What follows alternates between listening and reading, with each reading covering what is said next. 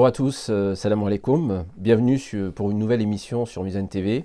Très heureux de vous retrouver. Alors aujourd'hui, nous avons le plaisir de recevoir Marwan Mohamed.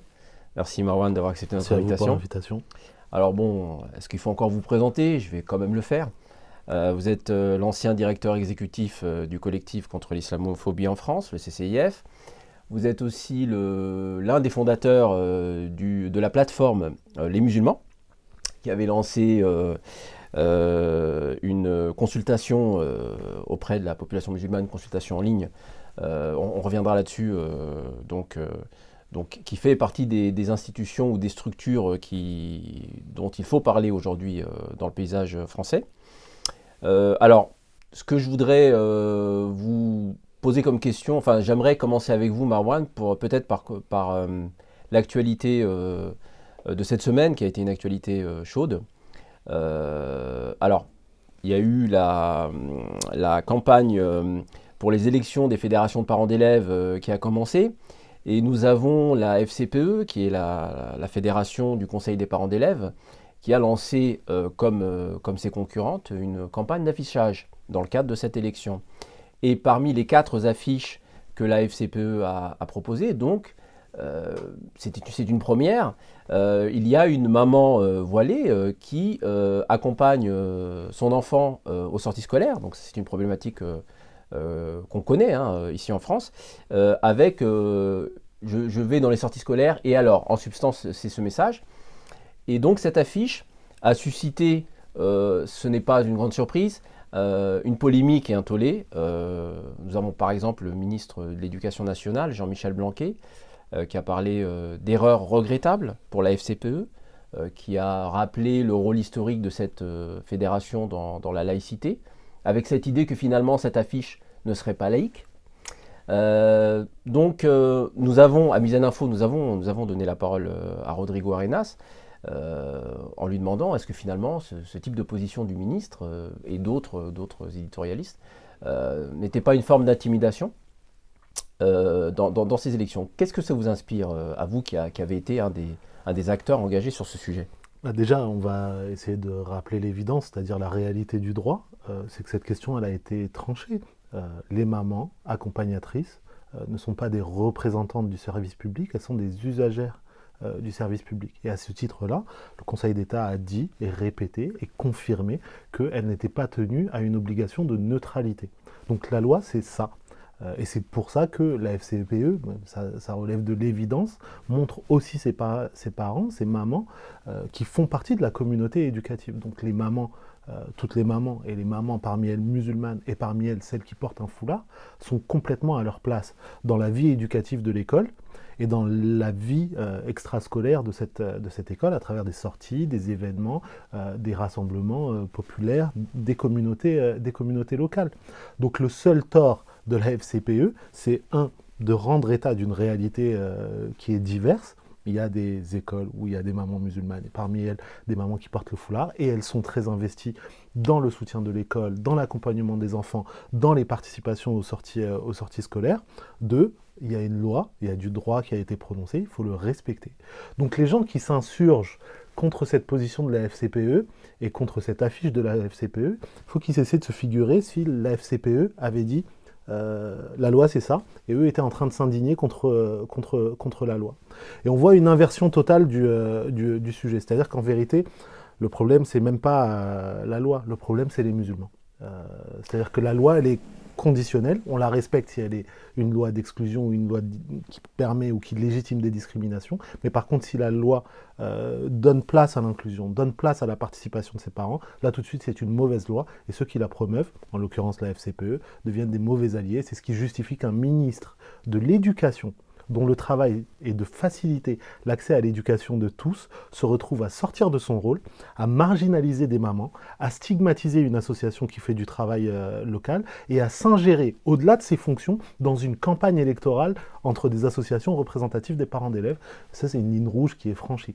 Alors le ministre Jean-Michel Blanquer a-t-il délibérément, selon votre compréhension de cette affaire, de sa position, a-t-il ignorer la loi, c'est-à-dire ignore-t-il ce qu'est la loi sur la laïcité ou a-t-il délibérément violé cette loi par sa prise de position partisane dans une élection, ce qui est une première une élection d'association de parents d'élèves, hein, ce qui est une première sous la Ve République. Oui, mais là on voit clairement un ministre dont la formation est une formation de juriste. Donc Jean-Michel Blanquer connaît la loi, connaît les lois, connaît les décisions en vigueur, mais s'en affranchit totalement parce qu'il y a un effort politique qui est mené de la part d'une frange idéologique, ancienne mouvance valsiste, mais qui se retrouve également, même en minorité au sein du gouvernement de Macron, qui a cette vision de la laïcité, que ça doit être une idéologie d'exclusion. Et une idéologie qui vise les musulmans en particulier. Même le néologisme de laïcisme, un laïcisme, ce serait quelqu'un qui serait particulièrement actif, particulièrement militant sur la question de la laïcité, mais la laïcité ne dit pas qu'il faut marginaliser ou stigmatiser le fait religieux. Une forme idéologique de la laïcité. Une forme idéologique qui reconfigure la laïcité comme une idéologie d'exclusion, une idéologie identitaire. Et ça, comme je disais tout à l'heure, c'est un courant qu'on a retrouvé sous une forme de républicanisme de gauche, mouvance Valls, printemps républicain et ainsi de suite. Mais c'est la même acception qu'on va retrouver dans la droite dure et l'extrême droite. Et on voit qu'il y a un effort délibéré de la part de l'entourage de Blanquer pour pousser cette idéologie-là. Et on voit des associations ou des groupuscules et des lobbies. Je citais à l'instant le Printemps républicain. Alors justement, l'un de leurs porte-voix. Et au sein même de ce qu'on appelle le Conseil des sages de la laïcité, ils font du lobbying pour essayer de reconfigurer. On voit qu'ils n'ont pas réussi à exclure par la loi. Ils vont essayer de le faire par des moyens détournés, comme le guide de la laïcité ou Vademecum de la laïcité, qui est, pour le coup, littéralement la mise en œuvre factuelle de cette idéologie qui, pour le coup, est raciste. Et d'ailleurs, Laurent Bouvet a publié sur les réseaux sociaux une affiche détournée de l'affiche de la FCPE, où on voit deux djihadistes avec des armes, avec le même slogan, je vais aux sorties scolaires, et alors, donc, c'est-à-dire une allusion directe entre le fait de porter un voile par conviction religieuse et ce qu'on pourrait appeler du terrorisme, ce qui est assez grave. Je ne sais pas s'il y a des précédents là-dessus. Et vous avez rappelé à juste titre que Laurent Bouvet, alors il est évidemment membre actif du Printemps républicain, mais il est également membre du Conseil des sages de la laïcité et à ce titre a un devoir de réserve et je dirais même d'exemplarité normalement sur la laïcité. Qu'est-ce que ça vous inspire? On voit à travers lui, à travers d'autres exemples, mais particulièrement Laurent Bouvet, que on est en échec de son point de vue sur sa carrière universitaire. Elle n'a rien produit de significatif. Il y a absolument besoin de se signaler. Et une manière facile de se signaler, c'est de se signaler politiquement en occupant cet espace-là, qui recompose et qui reconfigure, qui redéfinit la laïcité comme une idéologie raciste. Et de dire la laïcité, c'est les femmes musulmanes, c'est le port du foulard, c'est ça qu'il faut interdire absolument. Et il se permet non-stop sur les réseaux sociaux des invectives et une obsession pour les femmes musulmanes. Et il est prêt à passer toutes les barrières. Là, c'est ce type de personnes. On dit que c'est du terrorisme. Comparaison directe avec des terrorismes. Et c'est ce type de personnes-là qu'on va inclure dans des dispositifs institutionnels comme le Conseil des sages, les sages de la laïcité. Et c'est ces gens-là qui sont chargés de dicter aux responsables d'établissement la manière dont ils devraient appliquer la laïcité. Ça donne une idée du nombre de barrières citoyennes, juridiques, politiques, idéologiques qu'on a franchies au cours des dernières années et qui aboutit au fait qu'au plus haut niveau de l'État, dans des ministères, on se retrouve avec des gens qui, dans n'importe quel pays, seraient jugés comme des lobbyistes. Et c'est ça qui fait que la France est tournée en ridicule à chaque fois qu'il y a une polémique sur le foulard, parce que personne dans le monde civilisé ne peut comprendre que le pays qui se réclame des droits de l'homme se retrouve avec un groupe d'hommes blancs, cinquantenaires, soixantenaires, qui à longueur d'année, à longueur de journée, est en train de débattre sur des plateaux télévisés de comment on va exclure des femmes musulmanes. Qui prennent en cible la communauté musulmane finalement. Oui. Derrière des lois, derrière des mesures, derrière des sujets polémiques, c'est toujours la même cible finalement. Oui. Et ils ont l'importance qu'on leur donne, et malheureusement, au niveau du gouvernement d'Édouard Philippe et d'Emmanuel Macron, Ils ont laissé entrer cette idéologie dans leur gouvernement. Ils se retrouvent maintenant à essayer de juguler, de ménager la chèvre et le chou avec des déclarations à l'emporte-pièce, en essayant de satisfaire d'un côté l'extrême droite qui dit ouais, tapez sur les musulmans, tapez sur les musulmans, tapez sur les musulmans, et de l'autre une gauche qui est complètement incertaine là-dessus. On voit récemment comment un certain nombre de partis de gauche se sont fracassés sur cette question parce que profondément ils n'ont pas de position stable, ils n'ont pas de conviction sur la laïcité, ils ont encore moins de fidélité et de respect ni pour les quartiers populaires, ni pour les minorités en leur sein, qu'on parle des Arabes, Les des territoires Roms, des perdus Asiatiques, de la République, des musulmans, comme ils le disent. Oui, les territoires perdus de la République, ils sont perdus pour eux. Abandonnés on parle de citoyens, on parle de citoyens avant tout. On parle de gens qui, avec la gauche ou sans la gauche, sont capables de s'organiser et se structurent. C'est pour ça qu'on a cette situation paradoxale sur le plan politique, où jamais les gauches n'ont été aussi fragiles politiquement, et jamais pourtant il y a eu autant de structuration, d'activisme, de projets menés directement au sein des quartiers populaires par les gens qui y habitent. Et ça, c'est une bonne nouvelle quand même. Mais c'est aussi une forme d'échec des appareils politiques classiques, puisque ça dit, en fait, on ne peut pas compter sur vous. Vous n'avez pas de colonne vertébrale, vous n'avez pas de projet politique rassembleur, et vous ne tenez jamais votre parole. Et c'est pour ça qu'au fur et à mesure, ce vote à gauche, qui était très régulier dans les quartiers populaires dans les années 80, s'est délité au point où maintenant, c'est de la défiance et de la méfiance qui est exprimée vis-à-vis de ces partis. À la lumière de ce qui vient d'être dit sur la politique d'exclusion, sur la question du voile par exemple, ou des femmes musulmanes qui ont fait le choix justement de porter ce foulard, est-ce qu'on peut encore aujourd'hui considérer que la République française garantit la liberté de conscience et notamment la liberté religieuse, puisque cette pratique vestimentaire participe, est une manifestation de cette liberté de conscience et de cette liberté religieuse. Est-ce qu'aujourd'hui on peut encore considérer que cette liberté est garantie aujourd'hui en République française? C'est une liberté qui est là, qui est théorique, qui se retrouve dans un certain nombre de cas pratiques, mais c'est une liberté qui est précaire. C'est-à-dire que ces droits-là, ces libertés-là, si on n'est pas vigilant pour les défendre et pour les préserver, du jour au lendemain, avec une bonne campagne politique, on peut arriver à faire basculer ces digues-là. Les lois qui ont été votées dans le passé pour interdire les signes religieux ici, pour interdire le voile intégral là, pour stigmatiser telle ou telle communauté, 5 ans auparavant, 10 ans auparavant, elles auraient été inenvisageables. Si dans les années 80, on se disait, tiens, dans 30 ans, vous allez être en train d'avoir des systèmes de surveillance au sein des administrations pour dénoncer des Noirs et des Arabes ou des musulmans parce qu'ils font leurs prières ou parce qu'ils jeûnent ou parce que... On aurait dit mais non, on n'est pas dans l'Allemagne des années 20-30, on n'en est pas là, on est une grande démocratie, ainsi de suite. Et pourtant, aujourd'hui, on a des systèmes de dénonciation de ce qu'on appelle la radicalisation, juste parce qu'on a vu quelqu'un prier à la mosquée, ou parce qu'il a laissé pousser une barbe, ou parce qu'elle avait du henné, ou parce qu'elle n'a pas mangé pendant le ramadan, ou des bêtises comme ça. Une criminalisation de la pratique religieuse. Une criminalisation du fait religieux de manière générale, et de l'islam en particulier, qui fait qu'au fur et à mesure, ce lent et long travail de sape et de dérive idéologique à force de rabâchage dans des chaînes info et dans des débats stériles, au fur et à mesure, ça infuse sur l'imaginaire collectif de tous les citoyens, musulmans compris, fonctionnaires compris, et ça se retrouve ensuite dans des pratiques institutionnelles, et c'est ça qui explique que dans le travail des associations, la majeure partie des refus de services et des rappels à la loi qu'il faut faire, ça a lieu dans des administrations.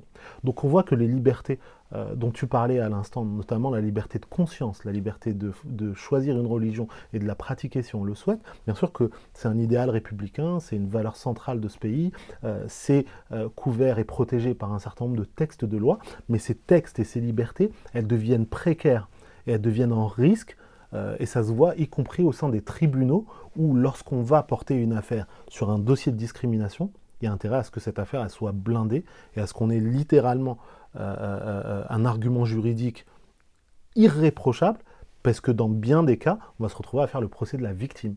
On va se retrouver à faire le procès de l'homme ou de la femme musulmane qui a simplement demandé ses droits. Et il doit prouver son innocence pour justifier qu'on respecte ses Parce que droits. les juges sont perméables à la société dans laquelle ils évoluent et parce que le port du foulard ou la pratique religieuse en général implique une espèce de présomption de culpabilité finalement. C'est le cas.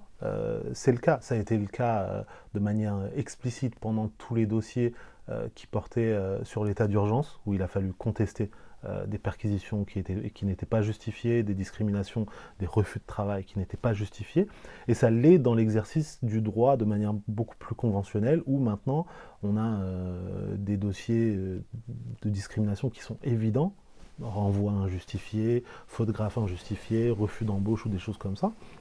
Et à un moment, le procureur ou bien le président de la cour, le juge, va se tourner vers la victime et dire « Ouais, mais quand même, vous ne trouvez pas que vous en faites un peu trop avec votre foulard » ou des choses comme ça, et lui demander à elle de se justifier. Mais il n'y a rien de nouveau sous le soleil. Toutes les minorités, toutes les personnalités, toutes les communautés locales ou minoritaires qui ont été visées par des formes de racisme ou d'exclusion ont eu à subir ça. Aujourd'hui encore, on est en 2019, et sur des cas de sexisme ou de viol ou de violence envers des femmes, on a encore des attitudes où on est « Ouais, mais quand même la manière dont vous êtes habillé, est-ce que vous n'avez pas dit quelque chose pour provoquer l'incident? Est-ce qu'il ne faut pas requalifier les faits » ou des choses comme ça.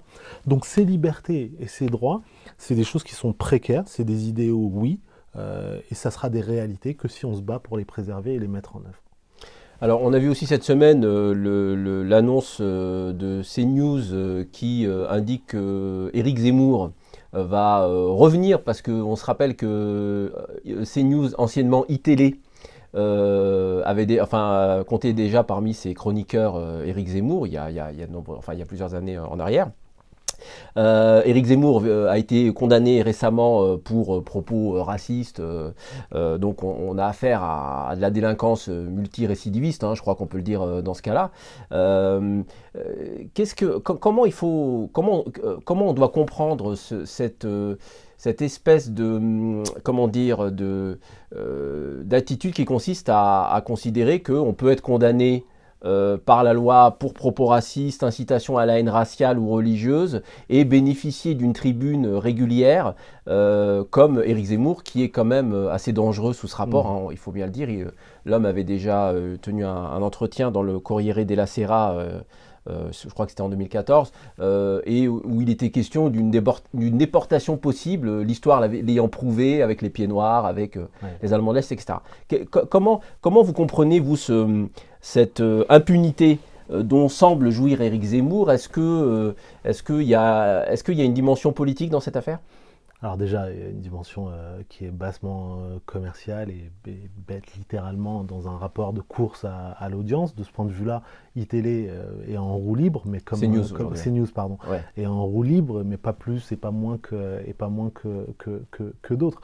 Donc ça, déjà, de manière générale, sur tout le débat des chaînes info, de la qualité de l'information sur ces chaînes, de l'élévation, ou en l'occurrence du rabaissement du niveau du débat public, là, il y a une démarche durable, profonde à avoir parce que, et ce n'est pas un sujet spécifique aux musulmans, on est en train d'abêtir les gens. On est en train de les rendre profondément débiles. Quand on est en train d'avoir un débat sur les retraites ou sur la planification économique du pays ou sur le développement culturel, éducatif, sanitaire du pays et qu'on ramène le débat à un niveau d'anecdote ou de café du commerce en ayant des commentateurs experts sur rien, donc commentateurs sur tout, on abaisse le niveau du débat et on abêtit les gens. Parce que les gens, eux, ils ont cette chaîne-là qui tourne en boucle à la maison pendant qu'ils sont en train de ranger ou de préparer le repas ou de suivre les devoirs des enfants. Et ça rentre dans leur tête et ça leur monte à la tête et ça finit par définir et influencer leurs opinions. Et après, au lieu d'être en train de débattre des sujets de fond, on leur dit « Ah tiens, regardez un foulard là-bas ». Fin du débat.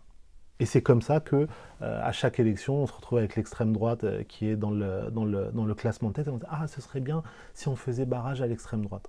Donc il y a un délitement et une destruction durable d'une partie de la presse. Et ça, on ne s'en rend pas compte et on ne le questionne pas à très grande échelle. Et l'application spécifique aux musulmans, elle est d'autant plus cruelle et d'autant plus évidente. Là, on a un homme dangereux. Là, on a un homme qui est dangereux. Alors qu'il y a des agressions physiques aujourd'hui. Qui assume qui pense qu'il faut déporter les musulmans, qui les stigmatise à longueur d'année, qui a été condamné à plusieurs reprises dans n'importe quel pays d'Europe. Ça aboutirait à un bannissement et à des sanctions lourdes, à une interdiction totale d'antenne. En France, il est récompensé pour ça. Comment on explique ça? Il vient d'être condamné parce qu'on a à la fois un double effet. On a le cynisme d'une partie des médias qui se dit ouais, c'est un bon client, invitons-le quand même, ça fera de l'audience, même si ça fait polémique, on mettra quelqu'un en face, ou bien on dira qu'il n'est pas cautionné par la chaîne, blablabla, on se couvrira de cette manière, numéro 1. Numéro 2, on a un CSA qui a du mal à prendre des positions et des sanctions fortes dès lors qu'il y a des déclarations islamophobes à l'antenne. Inexistant pour l'instant sur cette question, alors même qu'il a démontré que sur des cas d'homophobie, d'antisémitisme, de sexisme, il pouvait prendre position. Pardon de vous interrompre, je voudrais juste rappeler qu'en 2014, il y avait eu déjà des acteurs de confession musulmane qui avaient saisi le CSA à travers une tribune publique que Nouvel Obs avait publiée pour demander que Éric Zemmour soit interdit d'antenne en raison de ses propos sur la déportation. Le CSA s'était déclaré impuissant ou ne pouvait rien faire. Donc, Sauf que je reviendrai là-dessus dans une seconde. Et puis le troisième point, c'est que de manière générale, il y a une déshumanisation des musulmans qui fait que, au bout du compte, qu'on les critique, qu'on les insulte, c'est pas la fin du monde et on se retrouve avec une situation surréaliste où on peut attaquer un imam à l'arme à feu, viser une mosquée, poignarder une femme musulmane devant ses enfants et ça fait pas une ligne. Mais dans le même temps, s'il faut cracher sur ces mêmes musulmans ou monter des polémiques en épingle pour passer 3 jours à parler du foulard des mamans, on n'a aucune espèce de problème avec ça. Maintenant, revenons sur le CSA. Il faut vraiment, et je le dis pour vos téléspectateurs, pour les gens qui nous suivent, pour les gens qui se disent « ouais, il y a un problème, il faut faire quelque chose ». Soyons des gens lucides et pas des gens naïfs. Soyons des gens innocents, de bonne foi, mais ne soyons pas des gens naïfs. Les institutions sont ce qu'on en fait. On peut avoir un dispositif théorique comme le CSA qui est chargé dans son mandat de faire respecter des critères de déontologie journalistique, de lutter contre les discours de haine lorsqu'ils sont présentés à l'antenne, d'observer la nature des discours politiques dans le cadre des élections. Ça, c'est le cadre théorique.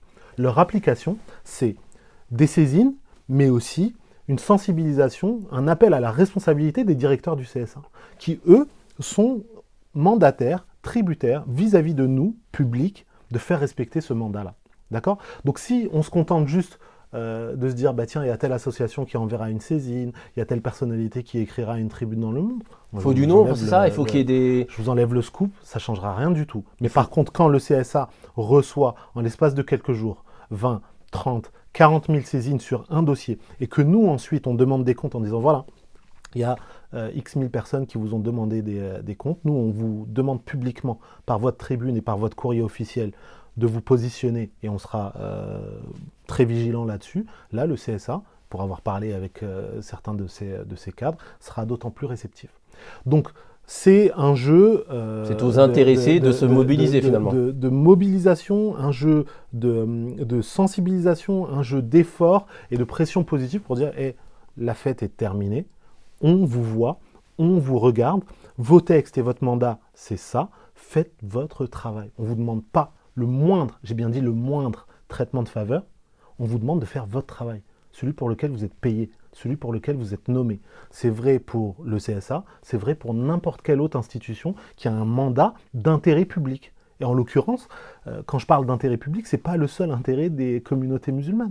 Ouais. C'est l'ensemble de la communauté nationale qui est abîmée dans son accès à l'information quand on fait diversion et quand on les monte les uns contre les autres. C'est l'information de tous qui est détériorée et détruite quand on abaisse le niveau du débat et quand on rend les gens débiles. C'est notre capacité de discernement, notre capacité de faire des choix politiques éclairés qui est évacuée quand on abétit ce débat-là. Ça veut dire quoi la démocratie ? Ça veut dire de choisir collectivement la meilleure solution qui convient à une demande populaire, à une aspiration populaire. Si le consentement est influencé modifié, travesti, mis sous pression, diverti des sujets réels du pays, on abîme non seulement le niveau d'information des gens, mais leur capacité à choisir l'avenir de leurs enfants. Et c'est comme ça qu'on se retrouve à voter sur la couleur du costume, le foulard d'un tel, telle communauté ou tel stéréotype ou tel mythe raciste. Et on se retrouve avec un échiquier politique qui se positionne par rapport à ça. Et nous tous, citoyens, on se retrouve à la limite comme des moutons, soit à voter pour les gens pour qui on nous a dit de voter, soit à voter par défaut, soit à pas voter du tout. Et personnellement, j'ai plus envie de voter pour quelqu'un si je suis pas convaincu par ce qu'il dit.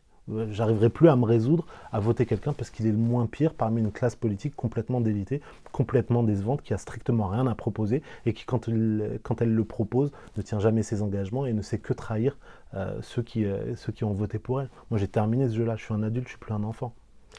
Alors Marwan Mohamed, juste avant de parler de la plateforme, peut-être un commentaire rapide. Donc cette semaine, c'était aussi la disparition de la mort de Jacques Chirac, donc le président qui incarne toute une époque à lui seul. Donc on a vu sur les réseaux sociaux, on a vu des échanges mitigés. Certains louaient la politique, disons, néo-gaulliste ou pro-arabe de Chirac, son opposition à la guerre en Irak, sa visite des territoires palestiniens à Raza avec Yasser Arafat. Les images ont tourné aussi. D'autres ont rappelé que c'était aussi le président de la loi Stasi, ou la loi de 2004 interdisant les signes ostentatoires officiellement, mais le foulard dans les écoles publiques. Donc bilan mitigé. C'est aussi celui qui a abrogé l'obligation du service militaire. Et je pense que ça aussi on oublie de le souligner. Je pense qu'il y a beaucoup de gens qui se sont réjouis par rapport à ça. Qu'est-ce que ça vous a inspiré cette disparition de Chirac? Bon, déjà, je ne me suis pas réjoui de sa mort, et toujours, quand il y a des situations comme ça, on pense à la famille, on pense à l'entourage. On a tous dans notre famille ou dans nos proches quelqu'un qui est parti, quelqu'un qui est mort, et on sait ce que c'est la vieillesse et le sentiment de devoir laisser partir quelqu'un. Donc c'est jamais des moments de joie ni des moments vindicatifs. Après, comme tu l'as relevé, il faut essayer d'avoir un bilan un minimum équilibré de ce qu'a fait Chirac. Déjà, globalement, sur la posture, pour moi, c'était le dernier grand homme politique français. Dans le sens où sa personnalité, son charisme, son attitude, sa manière de faire de la politique. Il a quand même passé toutes les...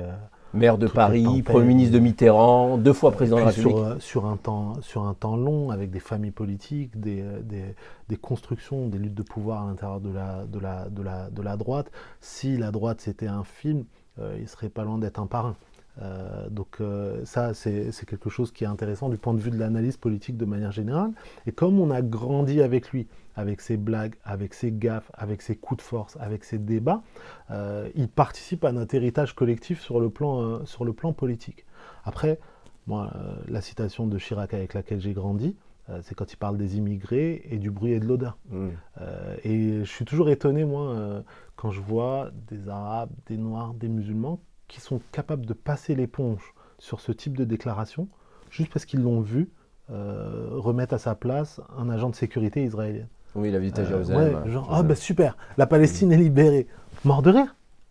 Si on regarde la carte de la Palestine et des territoires palestiniens pendant le mandat de Chirac, elle s'est pas développée, elle s'est réduite, et la politique israélienne, dans toute sa brutalité, a pu s'exprimer sans grande opposition, même si, comme tu le relevais à juste titre, Chirac avait une politique arabe. Et la politique arabe, elle était aussi une politique africaine qui préservait d'abord et avant tout les intérêts français et qui était une héritière de la France-Afrique. Le deal, c'était quoi? C'était, on va se mettre d'accord avec les Arabes, eux, ça va les aider, même si c'est des dictateurs, à contrôler leur population, et nous, ça va préserver nos intérêts dans la région et nos intérêts en matière d'accès aux ressources, d'accès au territoire, d'alliances militaires. C'est ça qui a fait que Chirac a soutenu des dictateurs en Afrique subsaharienne. C'est ça qui explique que Chirac a soutenu des régimes autoritaires arabes au Moyen-Orient, parce que c'était dans l'intérêt politique de la France, et ça faisait partie aussi, je pense, pour lui, d'une certaine forme de conviction. La décision majeure, emblématique de ça... Fallait boycotter tous ces gouvernements en tant que président de la République qui a des relations avec des États étrangers. Deux choses. D'abord, ça faisait partie faisait partie à mon sens, de sa conviction, de sa doctrine idéologique sur le plan des intérêts français dans la région. La culmination de ça, c'était la décision de ne pas aller en guerre contre l'Irak. Mais ça, c'est l'application raisonnable et raisonnée d'une doctrine française à propos des pays arabes. Ensuite, la conviction de Chirac vis-à-vis des pays d'Afrique subsaharienne comme des pays du Moyen-Orient, c'était que les Arabes ne sont pas prêts pour la démocratie et les Noirs ne sont pas prêts pour la démocratie. Et que, il l'a exprimé formellement comme ça? Dans ses conseillers, ou bien il l'a dit une fois, il me semble, il dit ouais, ils sont pas encore, c'est pas encore prêt, c'est pas encore mûr. Peut-être qu'il va falloir soutenir une forme de transition, mais bon gré mal gré, il faut composer avec une forme d'autoritarisme politique. Pas que je sois le grand avocat de l'importation des démocraties occidentales dans les pays arabes ou dans les pays d'Afrique subsaharienne, mais je suis sûr qu'il y a des adultes qui sont au moins aussi capables que nous de décider à Dakar, à Raza, au Caire, ou à n'importe quelle ville de ces pays, de la manière dont ils veulent s'organiser. Sauf que pour chacun de ces pays, il y a un conundrum et un dilemme à résoudre entre des intérêts locaux populaires, un accès aux ressources stratégiques et économiques de ce pays, un positionnement géopolitique au sein de régions où il y a des enjeux qui parfois dépassent le pays seul, et des intérêts divergents entre des puissances qui aspirent à être hégémoniques. Les intérêts russes et les intérêts américains, pendant certaines périodes de l'histoire, ont dicté ces équilibres de force. Les intérêts de pays anciennement coloniaux comme la France, la Belgique, le Portugal, l'Espagne, la Hollande ont aussi dicté d'autres intérêts locaux. Nous, la position qui me semble la plus cohérente, c'est pas de se positionner là-dessus. Moi, je sais pas. Mieux que les Palestiniens, mieux que les Égyptiens, mieux que les Algériens, mieux que les Sénégalais ou mieux que les Maliens, la manière dont eux doivent s'organiser. Mais je sais que entre une forme d'ingérence néocoloniale et une forme de déstabilisation politique de ces pays, c'est au peuple en premier lieu de décider. Et Chirac, de ce point de vue-là, il n'a pas rompu ce cycle-là. Et malheureusement, comme tu l'as relevé, après avoir été le président du bruit et de l'odeur, qui au lieu de confronter le discours du Front National, l'a accompagné, l'a normalisé après que Mitterrand l'ait fait émerger, d'accord, c'est aussi le président qui a validé, initié ce débat, qui a ouvert la boîte de Pandore en stigmatisant nos frères et sœurs et en aboutissant à une loi d'interdiction qui a été la mère de toutes les lois d'interdiction et qui a ouvert le sujet de l'islamophobie à un niveau institutionnel sans précédent. Bien sûr, il y avait eu des polémiques auparavant. Oui, depuis 89, Creil, 94, circulaire Bayrou, etc. Et ainsi de suite. Mais le débat national qui a vu l'opinion basculer vers cette idée qu'il faut bannir les signes religieux, et en particulier les jeunes filles portant le foulard, c'est à ce moment-là qui se cristallise, et c'est à ce moment-là que ça devient une parole institutionnelle normée de dire la laïcité, c'est d'exclure les jeunes filles qui portent le foulard. Et ça, moi je ne suis pas un amnésique, et je suis capable, je suis suffisamment adulte et lucide pour dire voilà, il y a des choses que Chirac a fait. C'est le bilan aussi de Jacques Chirac, il faut le dire. Mais dans le bilan de Jacques Chirac, il y a ça aussi. Et c'est une forme de respect, y compris vis-à-vis de lui dans sa mort, de ne pas en faire un personnage idéalisé et de ne pas se sentir tellement complexé, tellement opprimé, qu'il suffit que quelqu'un dise une parole correcte ou neutre sur les Arabes pour dire ah ouais, ça c'est quelqu'un, c'était un visionnaire, vraiment il nous respectait. Ouais, ok. Il respectait surtout ses intérêts politiques et les intérêts politiques du pays dont il avait la charge. Et de ce point de vue-là, il a réussi son mandat. Mais, et je terminerai là-dessus pour Chirac, quand il gagne les élections avec je sais plus de 80% contre Jean-Marie Le Pen, il récolte le fruit littéralement de son travail. Parce que sans François Mitterrand, sans Jacques Chirac, le Front National ne serait pas au niveau où il était après. Et il y a une continuité présidentielle de ce point de vue-là, d'instrumentaliser le Front National, de le faire monter pour saboter l'opposition, de l'utiliser comme en fait la structure idéologique qui va former, figer, structurer le débat politique français. Et aujourd'hui, on y est encore. Emmanuel Macron, son sujet de la rentrée, c'est l'immigration. Merci beaucoup, bonne journée. Alors, pour cette deuxième partie d'émission, Marwan, je voudrais évidemment qu'on parle de la plateforme Les Musulmans, que vous avez cofondée.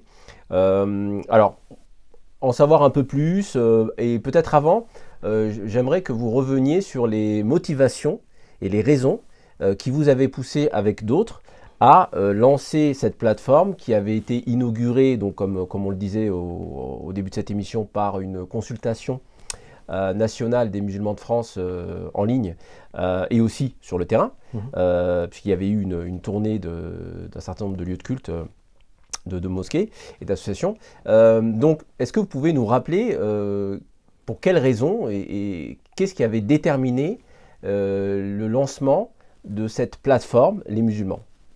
Alors déjà, ça s'est vraiment fait en 2 temps. Il n'y avait pas cette intention initiale de fonder la plateforme. On en avait parlé à l'époque de la consultation. L'idée, c'était de dire, voilà, il y a tout le monde qui parle des musulmans à la place des musulmans, sans les musulmans. Il y a des gens qui veulent organiser l'islam dit de France. Il y a des gens qui veulent structurer les musulmans, qui veulent imposer aux musulmans un fonctionnement et un mode d'organisation. Mais tout le monde raconte sa vie et personne n'a demandé l'avis des musulmans. Venez, on leur donne la parole.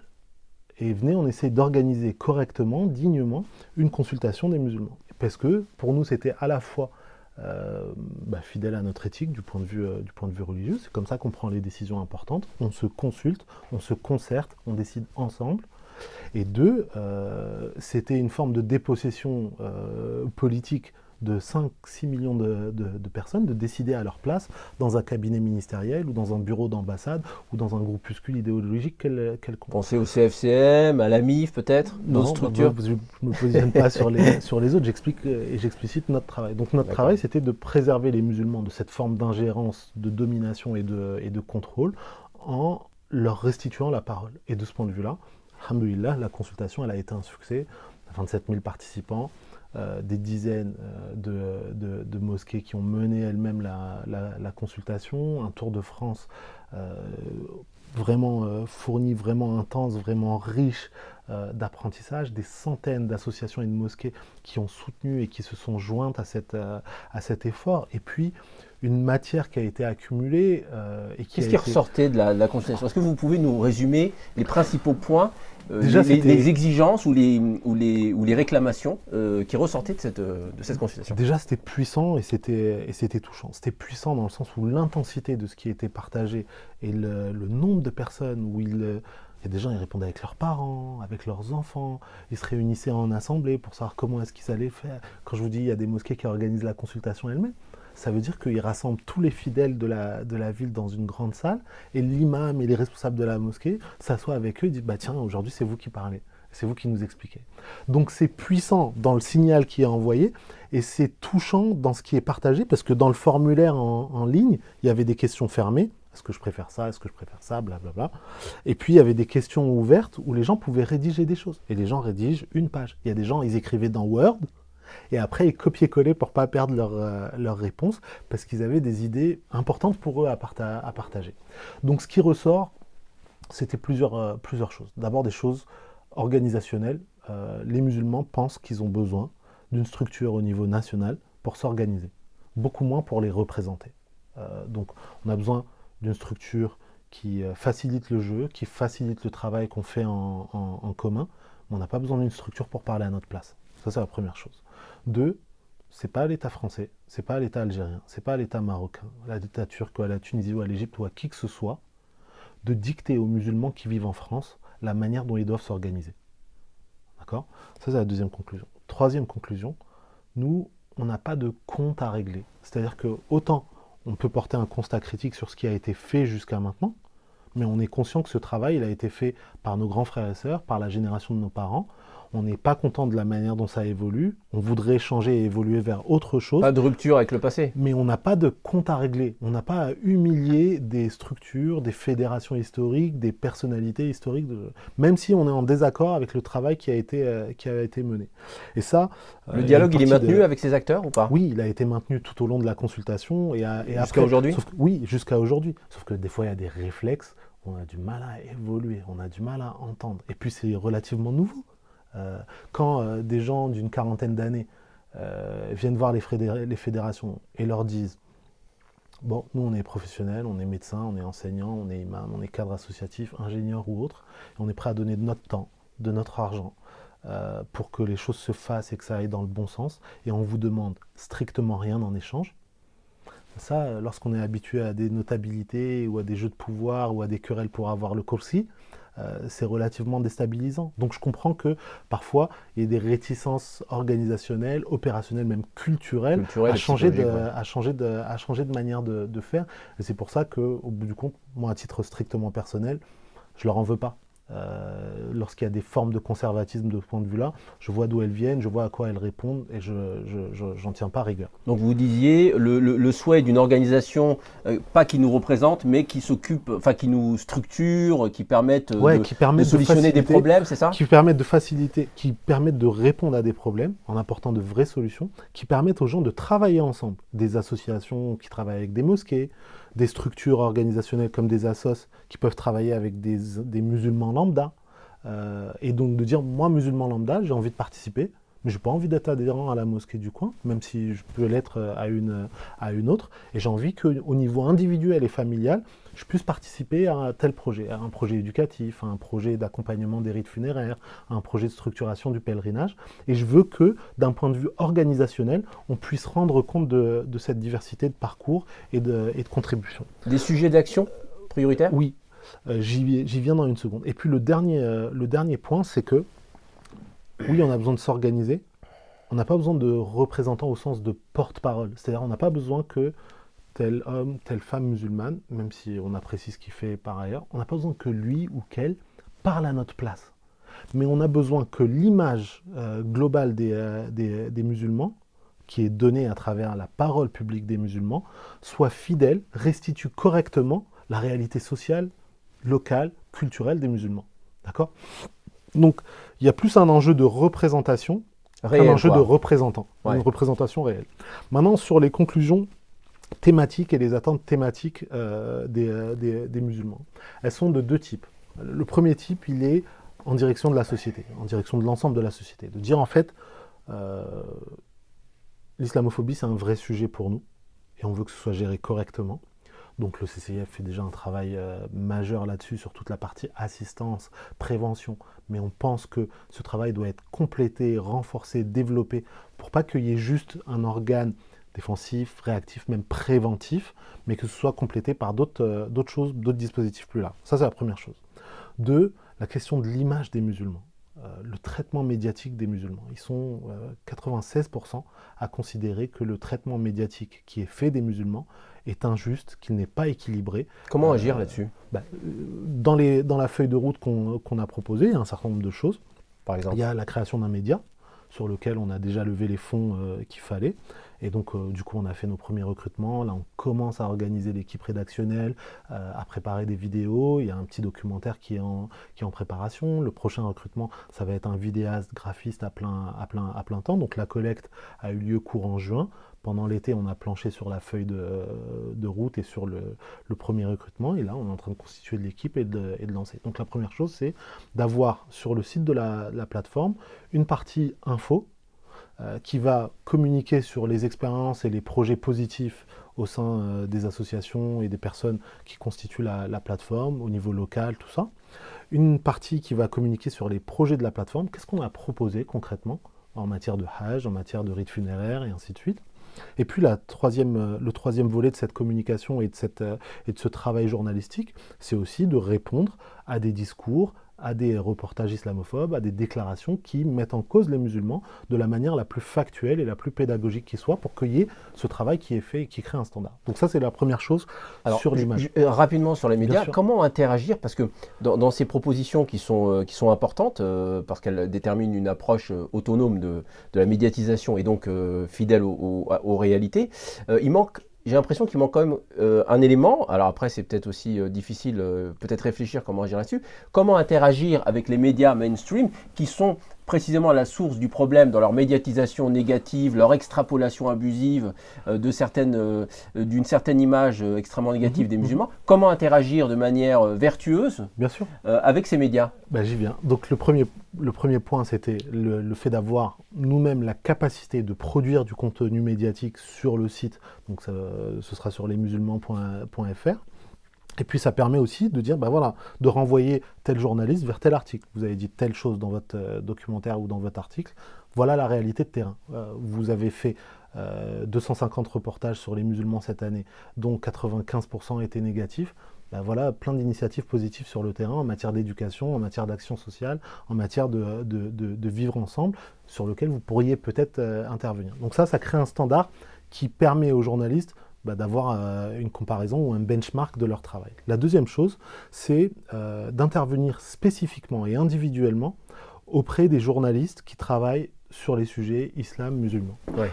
Par le biais de rendez-vous, par le biais de formations, notamment des médias dits de service public, qui sont littéralement de service public, et qui sont parfois demandeurs pour comprendre exactement les réalités de terrain, savoir à qui parler, savoir comment traiter plus facilement de tels sujets. Je parlais récemment à des journalistes qui me disaient « mais nous, il n'y a personne qui veut nous répondre chez les musulmans ». On demande à des victimes de discrimination de parler.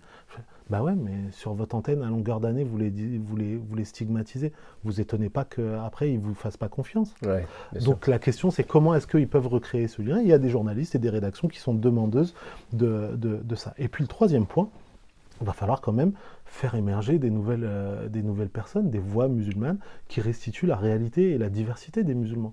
Moi, je vous confie un truc très sincèrement et très personnellement. Sincèrement, j'ai l'impression d'avoir fait mon travail, quoi.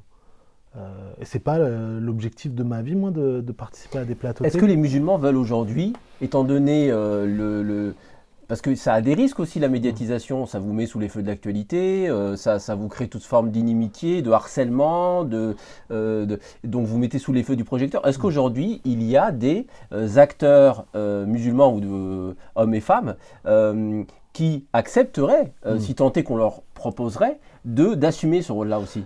C'est un rôle difficile, et la plupart, quand on les sollicite individuellement, ils ne réalisent pas déjà la quantité de travail qu'il faut et le niveau de tension dans lequel ça vous place. Tu le disais à l'instant en termes d'intimidation, de menaces de mort, de tentatives de déstabilisation, des risques professionnels aussi, famille, ainsi de suite. Conséquences. Il y en a qui ne réalisent pas, y compris en matière de préparation, d'analyse et tout, et puis de contrôle et de discipline. On ne s'exprime pas sur des sujets qu'on ne maîtrise pas, il faut se former à la prise de parole en public, et ainsi de suite. Donc il y en a beaucoup qui ne réalisent pas, et après quand ils réalisent très bien pour certains, ils disent « ouais, moi je ne suis pas prêt à signer pour ça. Je pensais que j'allais faire un débat, ça allait être sympa, machin.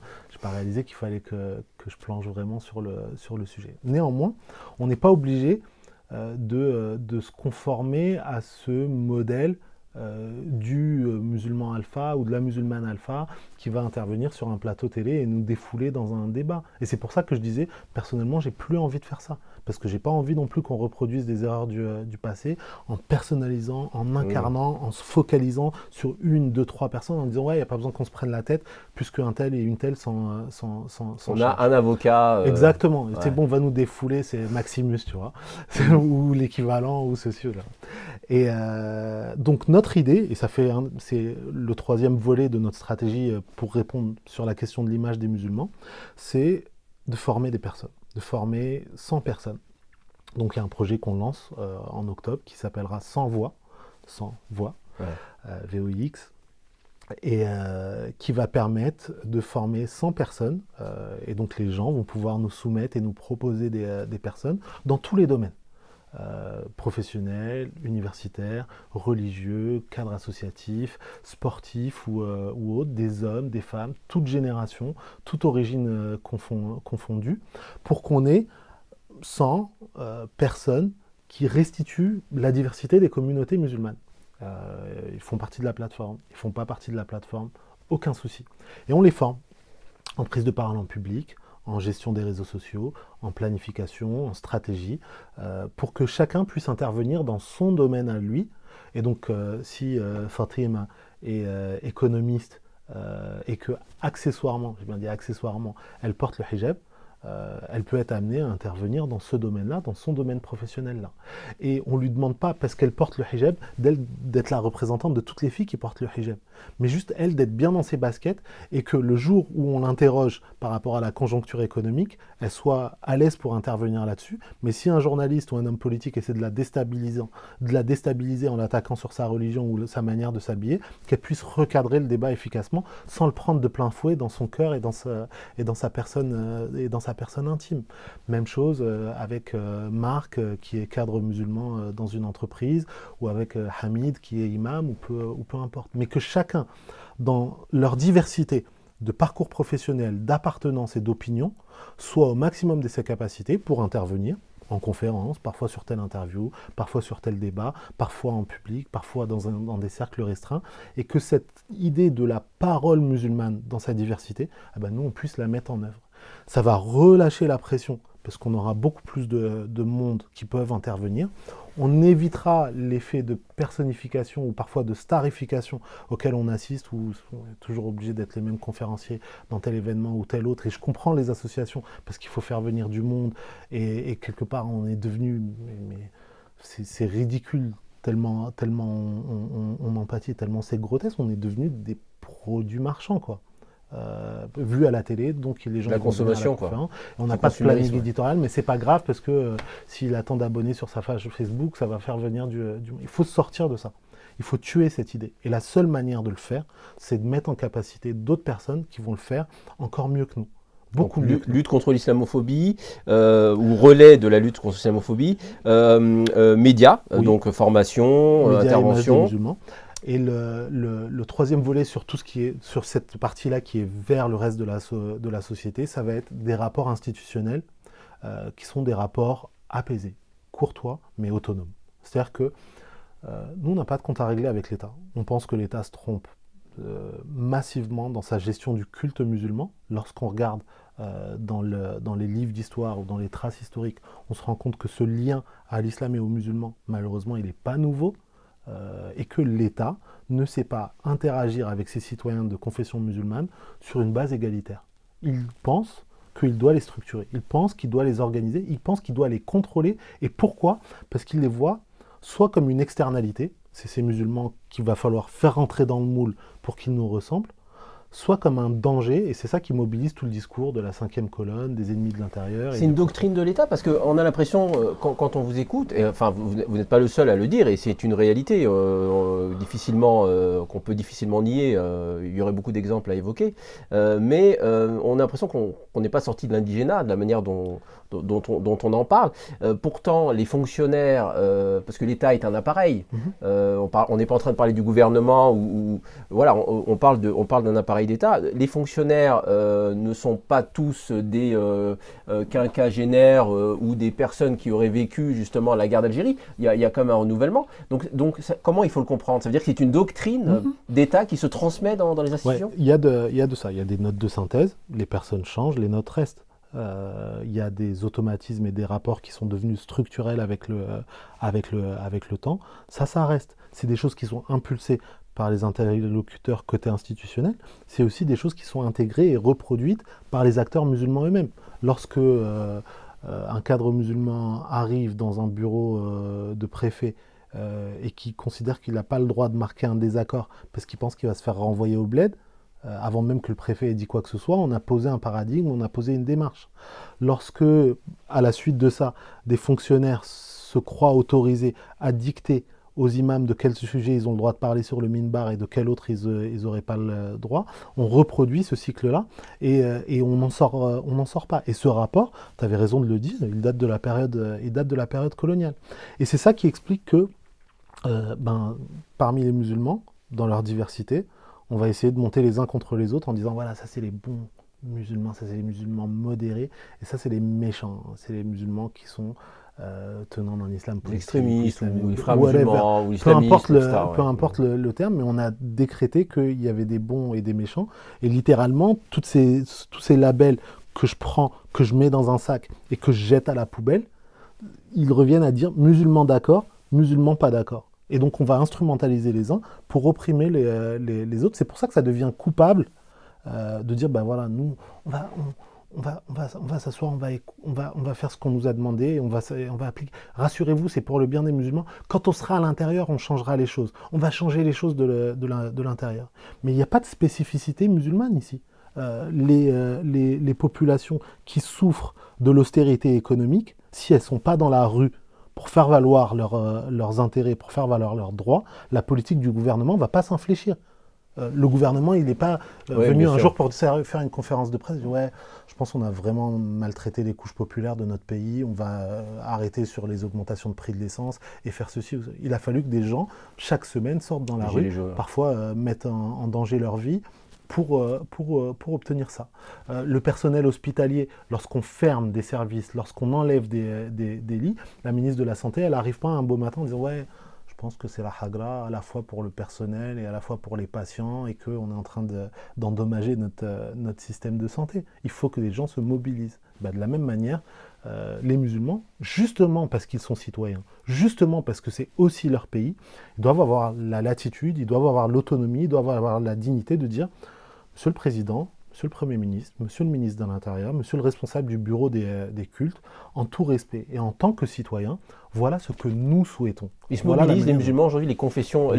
les citoyens français de confession musulmane. Est-ce que vous, qui êtes sur le terrain et qui avez aujourd'hui une certaine expérience et donc un retour d'expérience, est-ce que vous considérez que les Français de confession musulmane Mhm. se mobilisent suffisamment sur ces questions sociales, économiques, Mhm. parce qu'on parle souvent des mobilisations sur des questions communautaires et à juste titre, mais qui relèvent de la loi d'ailleurs, mais sur des sujets qui sont généraux. Est-ce que vous diriez que la mobilisation est satisfaisante ou pas? Pas encore suffisamment, dans le sens où ben, je pense qu'on est vraiment dur avec nous-mêmes. C'est la première fois qu'on fait tout ça. C'est la première fois qu'on fait tout ça à cette ampleur. C'est la première fois qu'on a, au-delà de tous les courants de pensée et de toutes les appartenances, Vous parlez de la plateforme là. Là, vous parlez de la ce, plateforme. ce- Ouais. ce mélange, ce mélange, ce mélange-là, et qu'on arrive à trouver un curseur qui n'est ni naïf, ni vindicatif. Je vous disais tout à l'heure qu'on n'a pas de compte à régler avec l'État. Il n'y a aucune espèce de problème de ce point de vue-là. Mais on est aussi des citoyens lucides et on est très conscients des équilibres de force, à la fois sur le plan politique et des méthodes et des doctrines, y compris sur le plan institutionnel. Donc nos rapports avec des députés, avec des ministères, avec des fonctionnaires, ils sont très cordiaux, ils sont très francs, ils sont constructifs, mais ils sont aussi, de leur côté, très influencés par les pressions politiques auxquelles ils font face. Et nous, on tient énormément à rester dans un rapport de service vis-à-vis des musulmans et de ne pas trahir, de jamais trahir la parole qui nous a été confiée. Maintenant, quand je disais qu'on est dur avec nous-mêmes, c'est que les frères et sœurs qui nous ont précédés, les gens qui ont travaillé dans les années 80, dans les années 70, 80, 90, 2000, ils n'étaient pas en train de se tourner les pouces, ils ont accompli des choses majeures. Et on a du mal à documenter ça et à prendre acte de ça parce que nous-mêmes, on est dans la machine. Mais on ne réalise pas que maintenant, on peut avoir un débat et participer à des émissions qu'on a conçues nous-mêmes de manière indépendante, comme tu le fais, parce qu'on peut. Et si on peut, c'est parce que nos enfants, ils nous ont éduqués, nos parents, ils nous ont éduqués d'une manière où on a l'autonomie de le faire. Si on peut se réunir pour faire la consultation, c'est parce que nos parents, ils se sont débrouillés, ils se sont saignés pour qu'on ait des mosquées. Si on parle français, c'est parce que nos parents, même si eux, ils ne parlaient pas la langue, ils se sont échinés pour travailler dur, pour nous donner les moyens, nous, d'aller à l'école et de faire des études. Et si aujourd'hui, on a cette conscience de la manière dont on doit renouveler, reconstruire un rapport de franchise, de sincérité, mais aussi d'esprit constructif avec l'État et d'indépendance, c'est parce qu'on a tiré les leçons de ce que nos grands frères et sœurs nous ont raconté, de ce qu'ils ont vécu dans les années 80, où toutes leurs luttes, toutes leurs revendications ont été détournées, récupérées, éteintes, silenciées, parce qu'ils n'avaient pas l'expérience et qu'ils y étaient allés le cœur battant en se disant « Venez, on va porter ces causes contre le racisme, pour la solidarité, pour l'amitié entre les peuples. » Donc nous, on est des héritiers de ça, et il faut qu'on soit modeste vis-à-vis de ça et qu'on soit reconnaissant. Maintenant, la plateforme dont on parlait à l'instant, c'est en à peine un an des milliers d'adhérents et de donateurs. Justement, quelques chiffres. Est-ce que vous avez atteint, alors peut-être nous donner quelques chiffres pour comprendre la réalité de la plateforme, et est-ce qu'aujourd'hui vous avez atteint en termes de moyens, c'est-à-dire de militants, peut-être éventuellement de moyens financiers pour ce qu'il faut financer, est-ce que vous avez atteint vos objectifs en termes de moyens, et est-ce que vous pouvez nous indiquer quelques chiffres? Pour cette première année, ça dépasse toute espérance, c'est-à-dire que l'élan d'implication, de solidarité, il nous pose plus des questions de comment on va gérer toute cette confiance, comment on va gérer toute cette participation pour ne pas décevoir.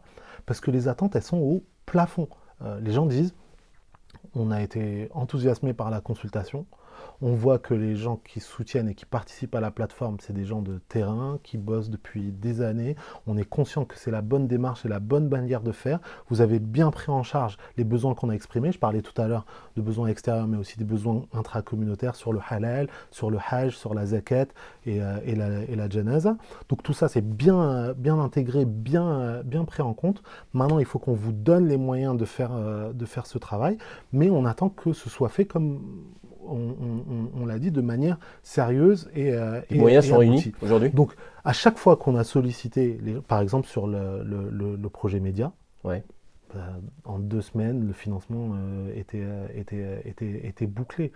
Comme quoi, il n'y a pas de problème de financement des projets des communautés musulmanes, à condition qu'on soit vraiment transparent, C'est la confiance, exigeant, quoi, ouais. et qu'on donne un cap clair. Si on dit on va recruter tant de personnes, mais on va garder tel et tel poste en bénévole, c'est exactement ce qu'on va faire. On peut donner des chiffres. Vous Oui, pouvez donc, communiquer là-dessus peut-être? oui, bien sûr. Sur les militants, Alors, sur les donateurs, là, on dépasse 4200 donateurs adhérents réguliers, sachant qu'il y a différents niveaux d'adhésion. Il y a 60 euros à l'année pour les personnes qui sont étudiantes ou sans emploi, 120 euros l'adhésion standard, 240 euros l'adhésion de soutien. Donc, c'est pas des petits montants non plus.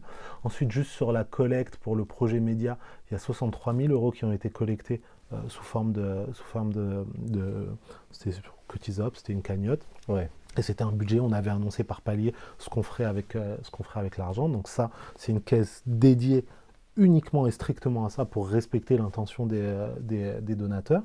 Et puis ça va permettre de recruter des gens. Premier recrutement qui a été fait, c'est une chef de projet qui s'appelle Nada et qui est brillantissime et qui apporte de la structure, de l'organisation de manière transversale à la plateforme. Et puis ensuite, les recrutements suivants, c'est vidéaste, graphiste, journaliste pour le projet média. Et au fur et à mesure qu'on grandit dans les moyens qui sont donnés et dans les projets qui sont lancés, on recrute les compétences dont on a besoin. En plus de ce staff-là, on peut compter sur le groupe des fondateurs où il y a à peu près une trentaine de personnes qui ont initié le projet.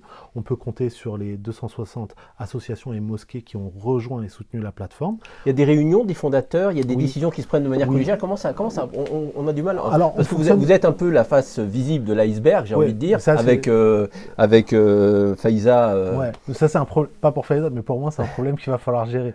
Dans le sens où le fonctionnement, il est sur la base du consensus. Ouais. D'abord, on a un mandat, c'est ce que les musulmans nous ont dit dans le cadre de la consultation. Donc ce qui doit prévaloir, s'il faut trancher et arbitrer quelque chose, il faut décider en fonction de ce que les musulmans ont dit. Donc si eux, ils ont dit les priorités c'est A, B, C, D, E, même si nous, à titre personnel, on a pensé que c'était F, G, H, Ouais. on va appliquer ce que les musulmans ont dit. Ensuite, au sein des fondateurs, comme avec les bénévoles, on décide ensemble au consensus. Par exemple, sur le projet média, on a fait des propositions différentes. D'accord.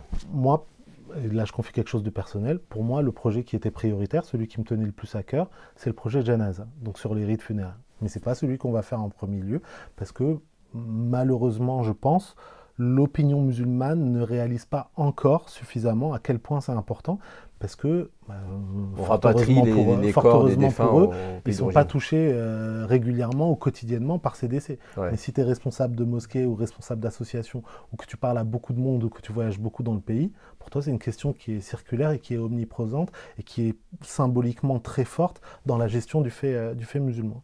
Donc, par exemple, le projet média et le projet com, c'est quelque chose qu'il a fallu passer en priorité parce que c'était une demande très forte des musulmans. Ensuite, quand je dis qu'on décide au consensus, on se retrouve.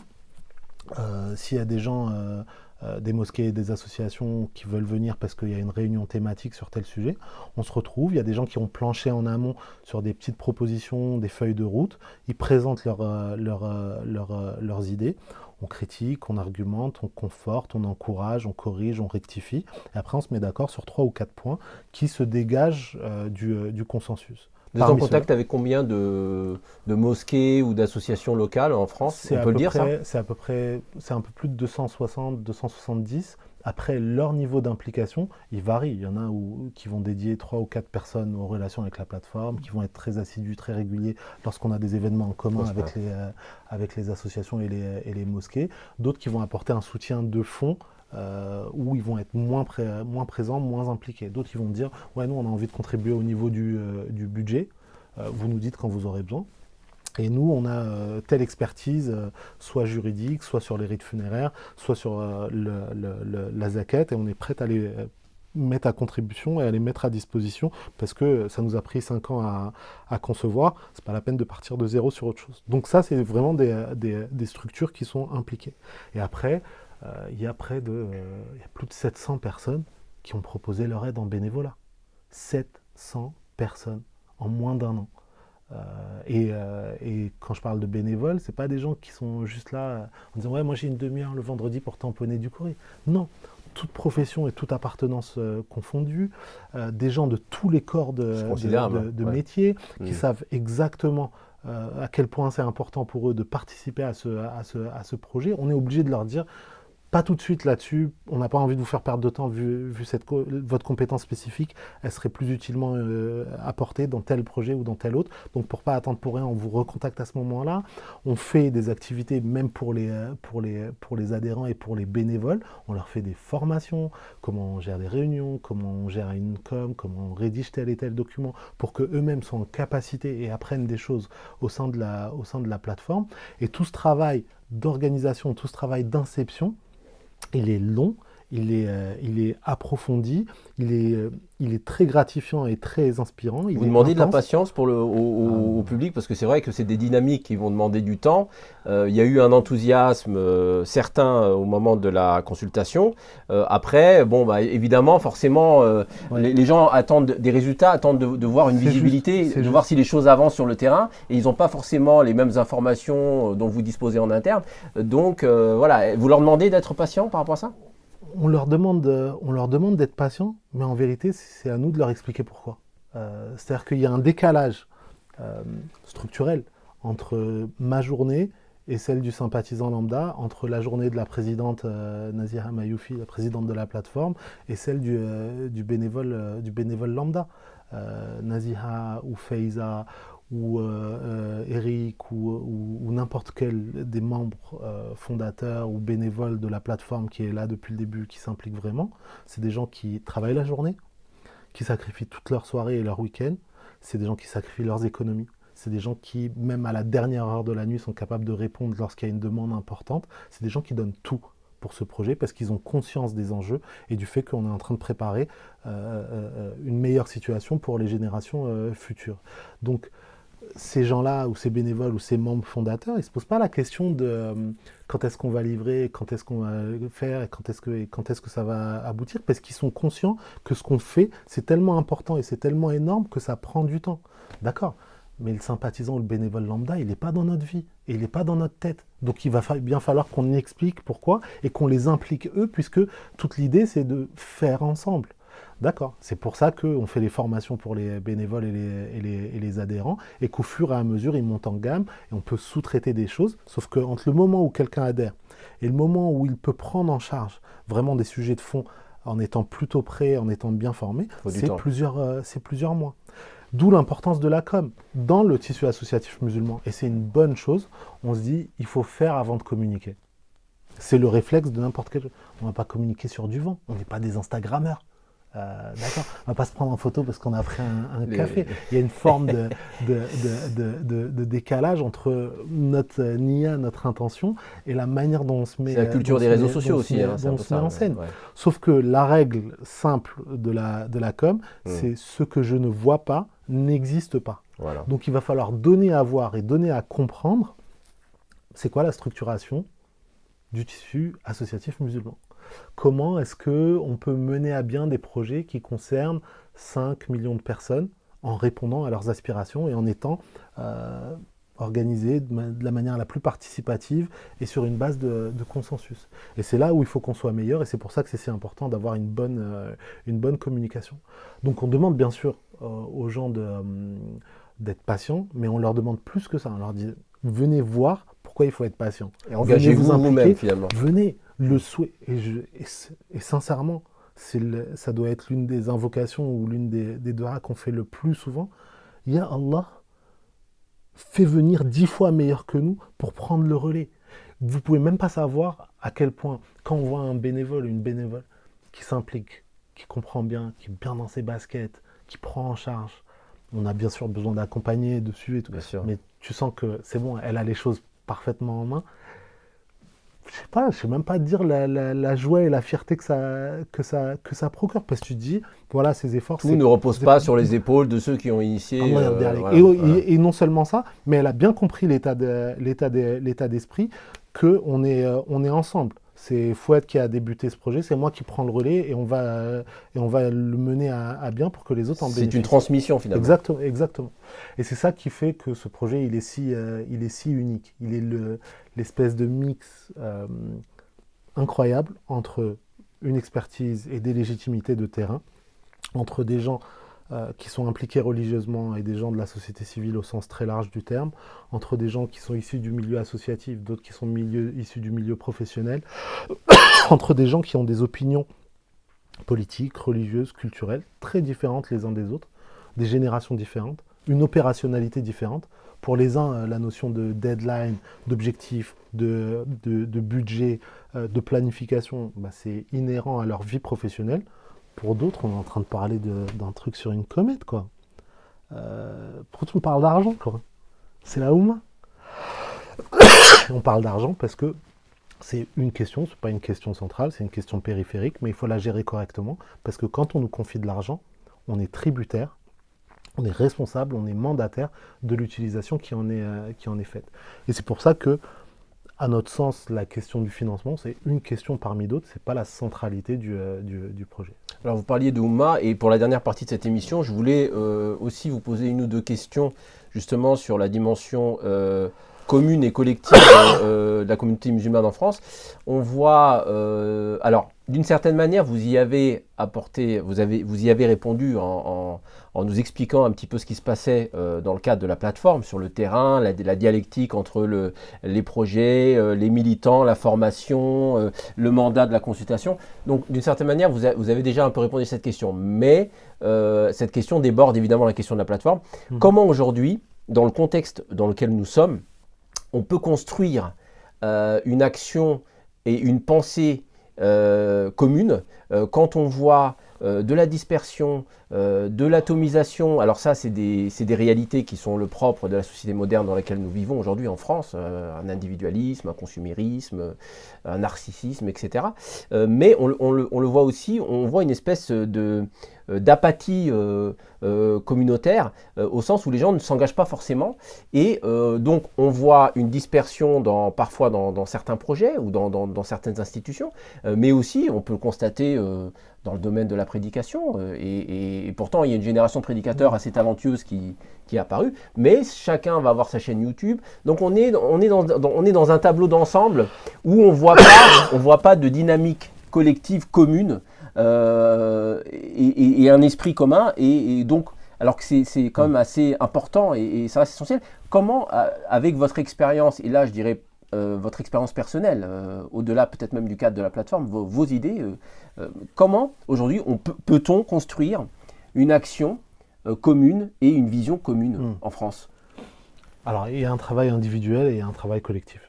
Le travail individuel, et on réalise que ça explique 80% des échecs comme des réussites sur le terrain, c'est que les gens doivent avoir un minimum de formation, d'épanouissement, de reconnaissance personnelle. Les gens les plus véhéments, les plus hostiles, ceux qui sont le plus destructeurs, en général, c'est parce qu'il y a une question personnelle qui n'est pas réglée. Ils n'ont pas eu la reconnaissance dont ils avaient le souhait. Ils n'ont pas eu le respect dont ils avaient légitimement besoin. Ils n'ont pas été entendus, écoutés de la bonne façon. Et après, ils se retrouvent à quitter une structure, à l'attaquer, dans le ressentiment, à faire des bouquins là-dessus, à avoir des ressentiments, à faire des témoignages sur Facebook pour raconter leur vie et attaquer tel ou tel ou tel ou tel. Et ça, c'est des enjeux personnels.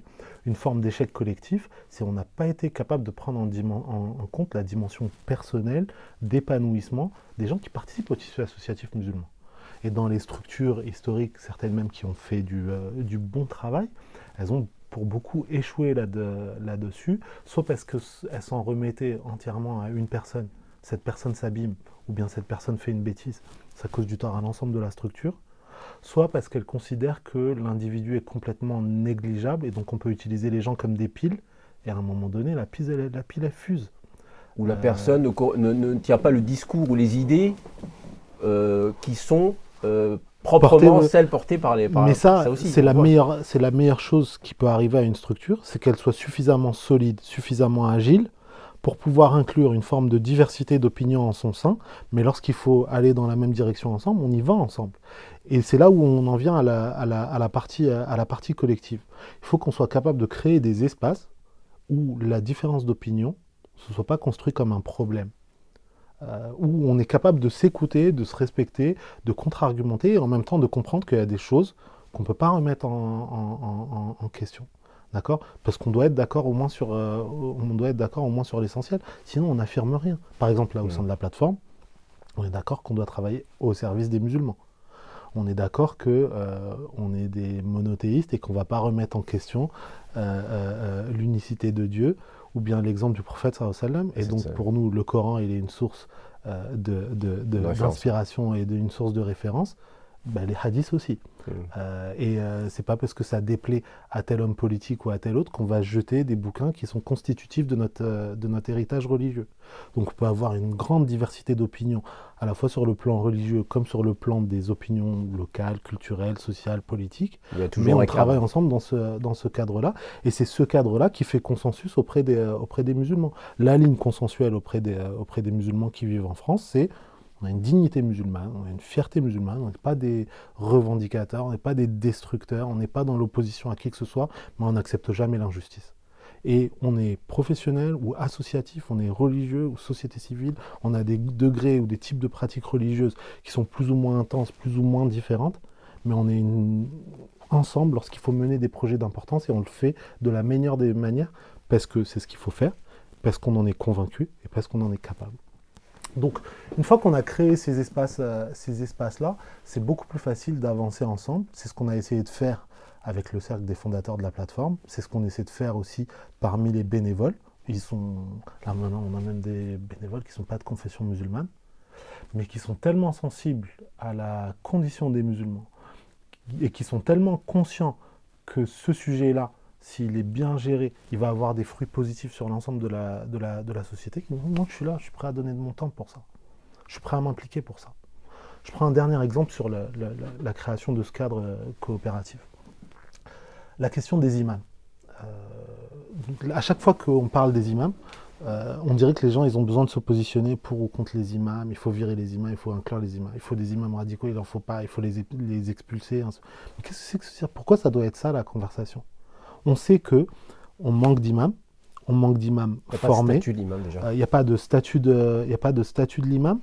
Et les imams, ils sont comme les musulmans, ils sont divers. D'accord. Si la formation, elle est un sujet, et que les musulmans, ils ont besoin d'imams formés, et que les imams, ils ont besoin d'accéder à des connaissances et de continuer à accéder à des connaissances, comment on fait ? On sait que la formation de l'imam, ça a été un sujet posé sur la table pour essayer de contrôler et de réguler les imams, de tamponner les imams qu'on apprécie et d'exclure les autres, comme on disait tout à l'heure, exactement de la même manière que c'était le cas à l'époque coloniale. À l'époque, il y avait les bons imams, respectueux de la République, entre guillemets, alignés sur la politique coloniale de l'époque. Et aujourd'hui, on va aussi retrouver les bons imams. Les bons imams, c'est ceux qui ne marquent jamais un désaccord. C'est ceux qui endossent le discours de politique sécuritaire qui vise parfois les musulmans. C'est ceux qui vont aller sur des plateaux télé pour expliquer que leur communauté religieuse, elle a un problème. Qu'elle est une communauté qui, parce que minoritaire numériquement, doit devenir minoritaire politiquement. Qui doit s'écraser, qui doit accepter un déni de droit, qui doit être une communauté honteuse. Ça, il n'y a rien de nouveau. Maintenant, si on devait prendre en charge cette question de l'imama, qu'est-ce qu'il faudrait faire pour être le plus large et le plus inclusif possible ? Déplaçons la question religieuse vers une question organisationnelle. On n'a pas besoin que les imams soient tous d'accord sur le fiqh, mais on a besoin que tous les imams qui sont compétents puissent avoir un statut protégé, qu'ils soient payés correctement, que s'ils cherchent un emploi, ils puissent en trouver un, que si une mosquée a besoin d'un imam pour officier, elle puisse en trouver un, que si les imams ont besoin d'accompagnement et de conseils juridiques, même sur le plan social, ils puissent avoir des réponses, et puis surtout en matière de formation, qu'ils aient des formations qui soient souples. que tous les trimestres ou tous les semestres, on a une formation en sociologie, en psychologie, en histoire, en droit, en négociation, parce qu'ils doivent parfois être des gens qui font des médiations on va consacrer une entre des émission familles. sur l'imama avec M. Moussaoui, qui a travaillé à Exactement. l'UAM au niveau local là-dessus. Impeccable. Et donc, c'est bien Donc, que vous fassiez des suggestions d'avoir ça sous cette forme-là. Et les imams qui souhaitent y participer le peuvent, mais on ne va pas leur dire ouais, si tu n'as pas fait cette formation, tu n'auras pas le tampon. Et si tu n'as pas le tampon, ta carte de séjour, elle ne sera pas renouvelée. Et si ta carte de séjour, elle n'est pas renouvelée, on va te virer parce que tu as récité sur al-Baqarah et ainsi de suite. Et on va dire, tu vois, qu'est-ce que c'est que ce cirque? Et une fois qu'on a posé ces bases-là, qui sont les bases de l'Assemblée des imams qu'on est en train de mettre en œuvre, eh ben, on se retrouve avec plein d'imams d'opinions différentes, mais qui ont un socle commun dans lequel ils peuvent interagir les uns avec les autres, même poser des réflexions ensemble, ouvrir des débats, mais ils savent qu'ils n'ont pas pour pression de tous tomber d'accord sur tout. Et on a parmi eux, comme parmi les membres des différents pôles thématiques de la plateforme, des gens qui sont plutôt de profil diplomate, conciliateur, qui sont capables de faire converger des points de vue, d'éteindre des désaccords lorsque ces désaccords ils commencent à être un peu trop clivants ou un peu trop marqués. Et c'est inhérent à n'importe quel groupe humain, dans une entreprise, dans une association, dans une institution. C'est ça qui fait que ça fonctionne sur le long terme. Il y a une direction commune, un projet commun, une impulsion, une intention. Il y a des moyens, plus ou moins fournis, plus ou moins précaires. Et puis il y a des gens qui vont avoir des fonctions différentes, des gens qui sont des connecteurs, ils mettent en relation, des gens qui sont des visionnaires, ils essaient de voir l'étape d'après, des gens qui sont des conciliateurs, qui sont capables, même s'il y a des opinions très différentes au début de la discussion, de dire ok, on s'arrête. Si je reformule, vous voyez que vous n'êtes pas si éloignés l'un de l'autre. Sur le point A, B, C, on n'était pas d'accord. Sur A et B, on a une compréhension commune. Sur B, on est d'accord. Viens, on fait B. Et après, on peut continuer à parler de A. Inch'Allah, on arrivera à... Tu vois ce que je veux dire? Mais en tout cas, de créer les conditions où on réfléchit plus uniquement en termes individuels, mais en termes individuels, on est pris en charge, on a accès à des formations, on a accès à de l'écoute, on a accès à du respect, on est valorisé humainement pour notre contribution. Et en même temps, on a le cadre collectif où on peut travailler ensemble, ou avoir un désaccord d'opinion, c'est pas la fin du monde, d'accord? Et où la seule manière de se faire exclure ou de vraiment ne plus participer, c'est on a menti, on a fait quelque chose qui est vraiment contre l'intérêt collectif, on a eu un manquement de comportement qui est vraiment pas acceptable dans une structure, et pour 1 an d'existence de la plateforme, plus 1 an de plus de la consultation, je n'ai pas eu une seule fois, ni la présidente, ni les imams, ni qui que ce soit, j'ai jamais eu à gérer un point de discipline, pas un seul. C'est dire que, bon, peut-être que... Mais ça, c'est sûrement pas grâce à moi. Peut-être qu'on tient le... Donc c'est parti sur les bons rails pour le moment. Inch'Allah. Inch'Allah. Marwan Mohamed, merci beaucoup pour cette longue intervention assez détaillée. Je remercie tous nos auditeurs de nous avoir suivis et je vous dis à très bientôt sur Mizan TV.